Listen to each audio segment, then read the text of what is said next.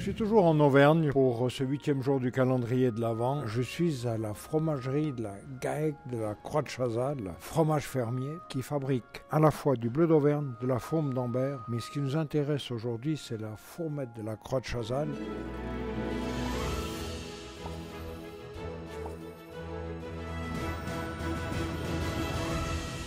Et je suis avec Dominique, l'exploitant de l'entreprise, vous êtes le fromager aussi. Là, on est vraiment, notre idée, c'est de le faire au milieu du bétail, au milieu des vaches. Je vois qu'elles sont toutes les mêmes. Il y a une race imposée, non? Non, il n'y a pas de race. Alors, par contre, c'est une race qui est sur l'exploitation depuis plus de 60 ans maintenant. C'est de la race montbéliarde. Ici, l'exploitation, c'est déjà depuis plusieurs générations de la famille. Hein. Oui, voilà, tout à fait. Ici, on arrive donc on commence la 5e génération avec mon neveu Léo qui est rentré dans la ferme il y a bientôt 3 ans. Et puis là, j'ai vu qu'il y avait un château, on avait une belle allée d'arbres pour accéder. C'était la ferme du château. Voilà, tout à fait. Le bâtiment originel servait aux châtelains de l'époque. Notre arrière-grand-père, Louis Vergnol, a acheté ça dans les années 1910.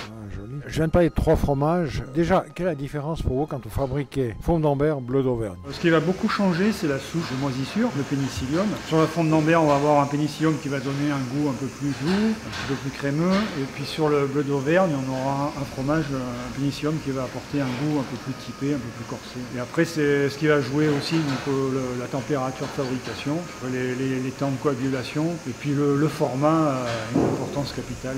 Pour l'évolution du fromage. Quand même, à la fabrication, sensiblement les mêmes, mis à part les souches. Et puis, au final, on a quelque chose de plus doux.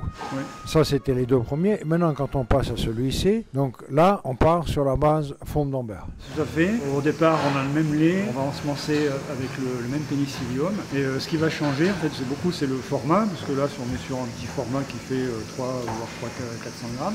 Et par contre, la particularité quand même, c'est qu'on va mouler ces fromages au début de la fabrication.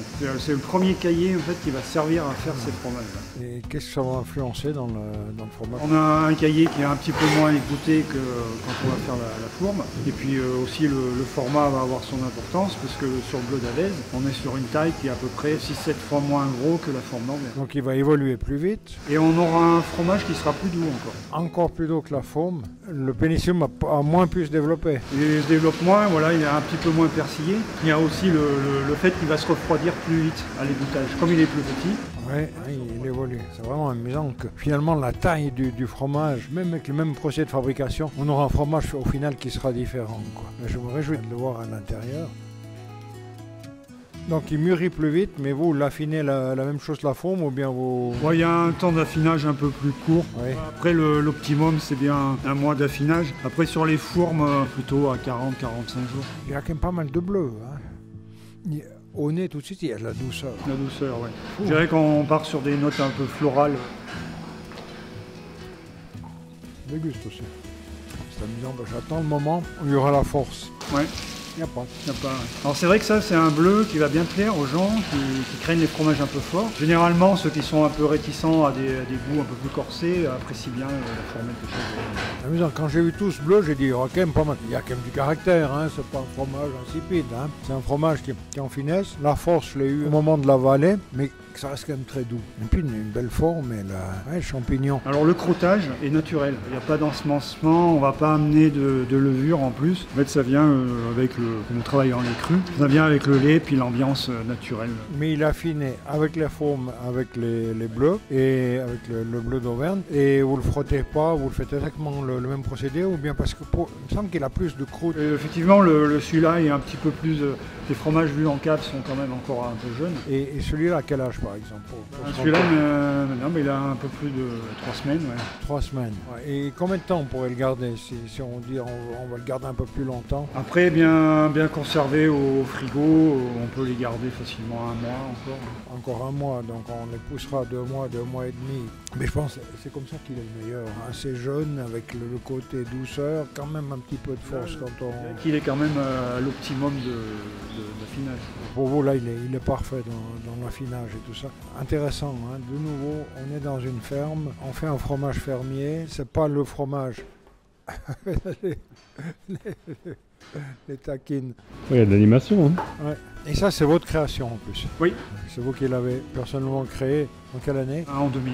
En 2000, donc oui, c'est récent. On est parti, donc dans la famille, il y avait eu une fabrication artisanale dans le temps. Et dans les greniers, il restait des anciens moules. Et puis donc on a récupéré un moule qui nous a permis en fait, de créer le bleu d'Auvergne. Savez-vous, quand il y avait le château, s'ils fabriquaient déjà du fromage ici? Alors la fabrication dans les fermes était assez répandue. Mon arrière-grand-père, lui, à l'origine, était affineur de bleu. C'est qu'ensuite, à partir de 1946, ils se sont mis à fabriquer bleu d'Auvergne et fourme d'Ambert. Donc on peut presque considérer, il y avait le château à côté, il y avait la ferme, mais ils fabriquaient du fromage déjà à ce moment-là. Mais ils ne fabriquaient pas celui-là, puis celui-là c'est vous qui l'avez créé. Ben, un joli produit à nouveau pour ce 8e jour du calendrier de l'Avent, parce que produit méconnu, mais qui vaut la peine d'être dégusté, parce que très agréable au goût. Bon, on a fait le tour, on a vu ce magnifique bétail. Il est temps pour moi de prendre la route pour le 9e jour. Et merci Dominique, c'était une belle découverte. C'est toujours pour moi un plaisir de découvrir des fromages fermiers. J'emporte le fromage.